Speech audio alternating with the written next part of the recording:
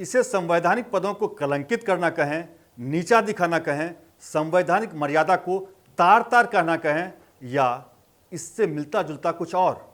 लोकसभा चुनाव नतीजे आने के बाद बीते कुछ दिनों से विपक्ष, खासकर कांग्रेस की तरफ से जो हो रहा है वो है तो यही। यकीन ना आए तो मौजूदा संसद सत्र में दोनों सदनों की कार्यवाही की झलक भर देख लीजिए।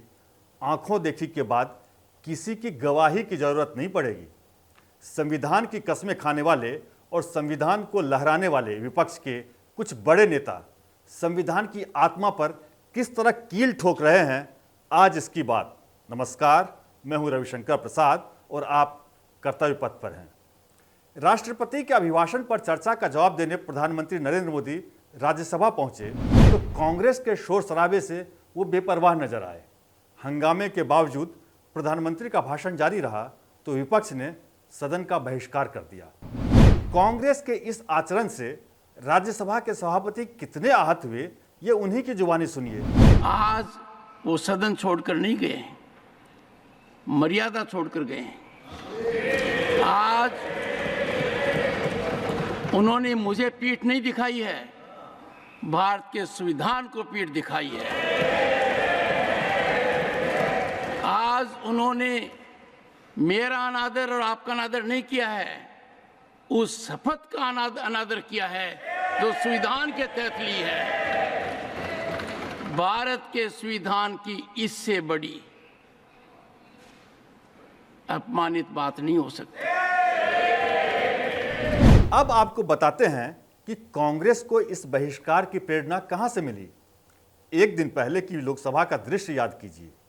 जिस सदन ने नेता विपक्ष राहुल गांधी को गलत बयानी के बावजूद धैर्य से सुना, उसी सदन में विपक्ष, खासकर कांग्रेस के सदस्य प्रधानमंत्री के भाषण के दौरान लगातार शोर मचाते रहे, नारेबाजी करते रहे।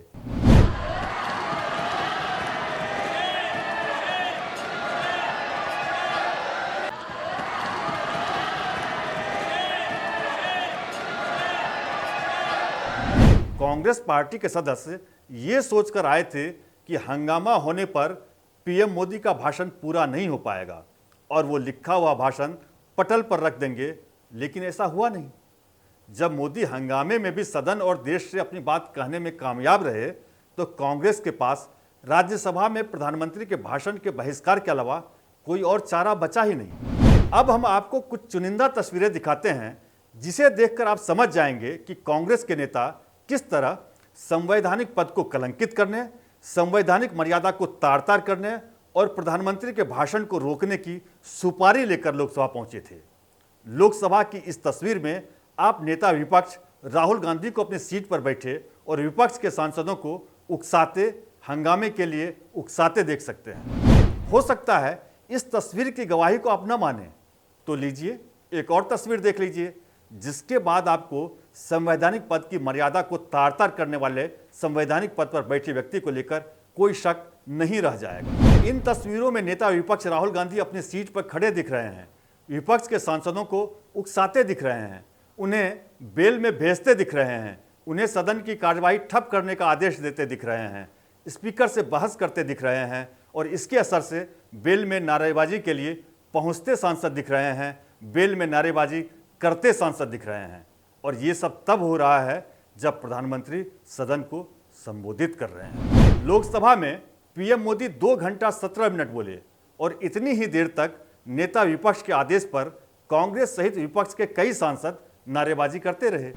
चूंकि नारेबाजी करने वाले बेल में पहुंच गए थे, इसलिए वो प्रधानमंत्री की सीट के बेहद पास थे।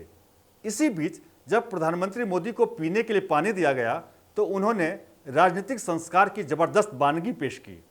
उन्हें इस बात का एहसास था कि शोर मचाने की वजह से विपक्ष के सांसद का गला सूख गया था, इसलिए उन्होंने अपना ग्लास विपक्ष के एक सांसद की तरफ बढ़ाया, जिसे एक और सांसद ने अपनी प्यास बुझाने के लिए ले लिया।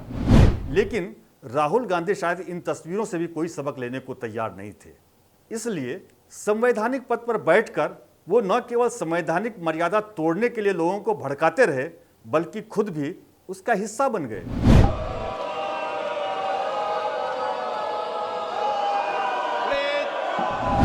इसी तरह का एक और वीडियो सोशल मीडिया पर वायरल हो रहा है, जिसमें लोगों से नारेबाजी के लिए उनके हिलते होठ को पढ़ने की अपील की जा रही है। आप भी राहुल के होठों पर ध्यान दीजिए और इसे पढ़ने की कोशिश कीजिए। नहीं सकता, नहीं सकता। क्या पढ़ पाए आप? नहीं पढ़ पाए तो एक बार और कोशिश कीजिए। नहीं सकता, नहीं सकता। लोकसभा में संवैधानिक पद पर बैठा व्यक्ति संवैधानिक मर्यादा का चीरहरण करता दिखा तो राज्यसभा भी इससे अछूता नहीं था। जब लोकसभा में यह सब हो रहा था तब राज्यसभा में कैसे शर्मसार करने वाला वाकया हुआ, अगले वीडियो में हम इसे आपके सामने लेकर आएंगे। अगर आपको ये वीडियो अच्छा लगा तो इसे लाइक और चैनल को सब्सक्राइब कर हमारा हौसला बढ़ाएं। अगर आप इस वीडियो पर अपनी कोई राय देना चाहते हैं तो कमेंट बॉक्स में ज़रूर साझा करें।